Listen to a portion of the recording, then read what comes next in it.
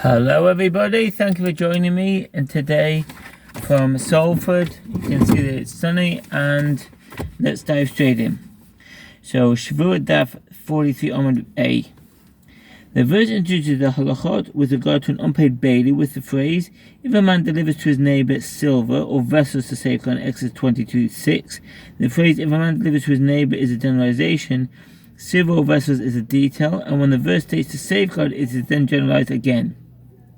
Consequently, the verse contains a generalization and a detail in the generalization, in which case you may deduce from the verse that the verse is referring only to items similar to the detail. Applying this principle here, one concludes that just as each of the items mentioned in the detail is clearly defined as an item that is movable property and has intrinsic monetary value, so too an unpaid bailey takes an oath concerning anything that is movable property and has intrinsic monetary value. Land is therefore excluded, as it is not movable property. The Canaanite slaves are excluded, as they are compared to land in many areas of halacha. Financial documents are excluded, since although they are movable property, they do not have intrinsic monetary value. Consequently, property is excluded because it is written in the verse, if a man delivers to his neighbour. This term indicates that both the one depositing the item and the bailey must be people, and not the temple treasury. The Mishnah teaches that a paid bailey does not pay for the loss or theft of these items. The Gemara asks, from where do we derive this halacha? The Gemara answers, it is as the sages taught in a Braita. The verse introduces the halachot with regard to a paid bailey with the phrase, if a man delivers to his neighbour a donkey or an ox or a sheep or any animal to guard. 22:9. The phrase, if a man delivers to his neighbour is a generalization. The phrase, a donkey or an ox or a sheep is a detail. And when the verse states, or any animal to safeguard, it is then generalized again. Consequently, this verse contains a generalization and a detail and generalization, which excludes any item that is not similar to the detail, as delineated in the previous Braita with regard to an unpaid bailey. Up to and including the last clause of that Braita, consecrated property is excluded because it's written in the verse, if a man delivers to his neighbour. The Mishnah teaches, Rabbi Meir says, there are certain items that are like land with regard to their form, but are not treated like land from a halachic perspective, and the rabbis do not concede that this is so, as they hold that the halakha state of anything that attached land is like land itself. The Gemara challenged by inference, does Rabbi Meir hold that the halakha state of anything that attached to land is not like land? If so, rather than disagreeing with regard to grapevines laden with fruit, then disagree with regard to fruitless vines. As Rabbi Meir holds that the halakha status of vines themselves are not like that of the land. Rabbi Yossi and Rabbi Chanina said that they disagree here with regard to any item that is attached to the land. The Meir concede that such items usually have the halakha status of the land itself. The dispute is specifically with regard to grapes that are ready to be harvested. So let's see the footnote. Va'anovim omdos lihibazer. So, if one gives another items attached to the land for safeguarding, their status with regard to the halachot of baileys is like that of land, even if he gave him grapes that are ready to be harvested from the vine, in accordance with the opinion of the rabbis, and that's in the Megad Mishnah. With regard to admission to part of a claim, the Rambam, whose words are replicated in the Shulchan Aruch, writes that if one made a claim against another with regard to grapes or grain that are ready to be harvested and no longer benefit from being attached to land, and the defendant admits to part of the claim and denies the rest, the man is liable to take an oath, as it would be concerning a claim of movable property. The Ravid and the Torah conclude that the Rambam rules in accordance with the opinion of Rabbi Meir with regard to the admission to part of a claim. By contrast, the Shach and the Gemara maintain that the Rambam rules according to the opinion of the rabbis and understands their opinion in accordance with the interpretation of the Midrash, that produce that is ready to be harvested is treated like land only if it was given to the defendant as a deposit. If it was given to him to any other type of transaction, the rabbis consider that it has the halachic status of movable property. Nevertheless, these authorities rule that produce that is ready to be harvested has the status of land regardless of the manner in which it was given to the defendant, in accordance with the opinion of the majority of the early authorities. Turn and Nitan, Benitan 5:4, and Hilchet Shevuout 2:4, Shulchan Aruch Mizpah 95:2.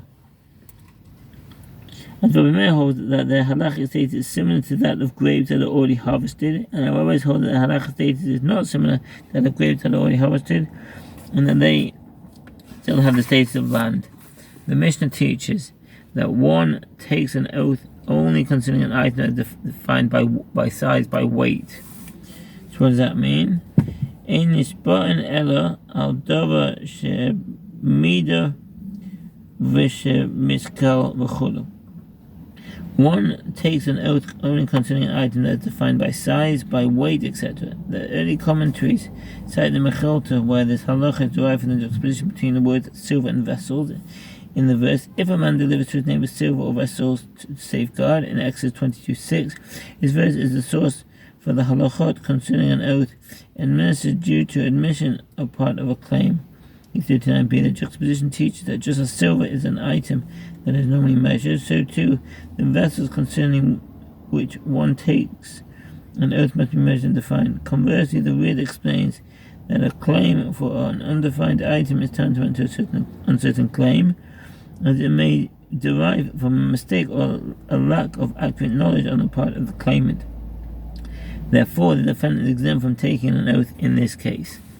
Or by number house. So if the claimant says, I delivered to you a house full of produce, and the other person says, I do not know how much you gave me, but what you left in my possession you may take, the amount in the house is less than that claimed by the claimant, and the defendant is exempt from taking an oath. Abai said, they taught this halacha only in a case where the claimant said to him, I gave you a house full of produce without specification, but if he said to him, I gave you this specific house full of produce, by Zemalei, if one claimed 10 quarts of produce from another, and the latter responded, I did not measure the amount you gave me, but what you left in my possession you may take. Or if one said to another, I have a house full of produce in your possession, and the latter responded, I have only 10 quarts in my possession, in this case the defendant is exempt from taking an oath, even if in the second case the claimant mentioned a specific house. This is according to the opinion of Rava. If one claimed that he gave another a specific house full of produce up to the ledge, and the defendant responded that it was full only up to the window, the defendant is liable to take an oath concerning his claim. This requirement applies in a case where the defendant cannot return the produce itself and is liable to pay its value, e.g. loss is due to his negligence.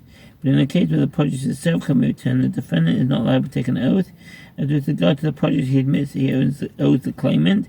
He can say to him, here you are, and there is no considered admission to part of the claim. In the Rambam Sefer Mishpat Mehochat V'Nitan 4:2-3, see 1-3, Shulchan Aruch Mishpat 88:24. His claim is known. Yedia to ante. Rashi explains that although the claim does not relate explicitly to a defined amount, it can be defined easily by measuring the house, and the defendant's claim can also be measured by checking how much of the house is empty. The Ritva adds that the essential dispute between Abai and Rava is whether the scope of the claim must be clear when it is stated, or whether it's sufficient that it can be clarified, e.g. through the court going to measure the house. Such was maintained that according to Rava, even a claim concerning a specific house full of produce cannot be defined accurately, as a house full with produce is not normally full to its entire capacity. And the defendant is therefore required to take an oath concerning it. Rava said to him, if so, rather than teaching in the last clause of the Mishnah, if this party says that house was full up to the ledge, and that party says it's full to the window, and the defendant is liable to take an oath, let the Tana distinguish and teach the distinction within the case itself, where the claim was for a house full of produce, and say in what case is the statement, and that the defendant is exempt said. It is said in a case where the claim was for an unspecified house full of produce, but if the claim is for this particular house full of produce, the defendant is liable to take an oath. Since the Mishnah did not make this distinction, evidently the defendant is exempt, even if the claim is referring to a specific house. Rather, Rava said the defendant is never liable to take an oath unless the claimant claims from him an item that is defined by size, weight, or by number, and the defendant admits to him with regard to a part of the claim that it is an item that is defined by size, weight, or number. So what does that mean? One who admits to part of a claim is liable to take an oath by Torah law only if the claim is for an item that is defined by size, weight, or number, and the part that the defendant admits to is also defined by size, weight, or number. E.g., When a claim is for 10 dinars, or a core of produce, or 2 liters of silk, and the defendant claims that he owes only 1 dinar, or a half cup of produce, or 1 liter of silk, if one claims the defendant owes him a pouch full of dinars, and the last response he owes him only 3 dinars, the defendant is exempt from taking an oath by Torah law. He is also exempt if one claims 100 dinars, the defendant responds, you only gave me a bundle of dinars, and I did not count exactly how many there were. What you don't have to remember this, you may take one. Say for Mishpatim, Shevuout Daf 4:1, Shevuout 88:23. The Gemara comments, it is taught in a Braita in accordance with the opinion of Rava. If the claimant says I have a core of produce in your possession, and the other says nothing of yours is in my possession, the defendant is exempt from taking an oath as he denies he tied debt. If he says I have a large candelabrum in your possession, and there's a picture here if you have the Gemara on page 429, a candelabrum is composed of segments. Menorah Shel Chulios. This drawing depicts a Messianic era collapsible candelabrum, and it's a component part that will find at Pompeii. And the defendant responds, you only have a small candelabrum in my possession. He is exempt from taking an oath, as he admits not a part of the claim, but to possessing a different item. Similarly, if the claimant says, I have a large belt in your possession, and the defendant responds, you only have a small belt in my possession, he is exempt from taking an oath. If one claimed a large candelabrum from another, and the latter admitted to owing him a small candelabrum, the defendant is exempt from taking an oath, as these are 2 different items, unless the references to a candelabrum composed of segments that come apart, enabling one to increase or reduce its size. If the claimant claimed a 10-liter candelabrum, and the defendant admitted to owing him a 5-liter candelabrum, he is liable to take an oath to reduce its part of the admission, and one can reduce the candelabrum to a weight of 5 liters by scraping it. That's from the Rambam Sefer Mishpat, Toan Nitan 39 Mishpat 88:25. I'm going to leave it there.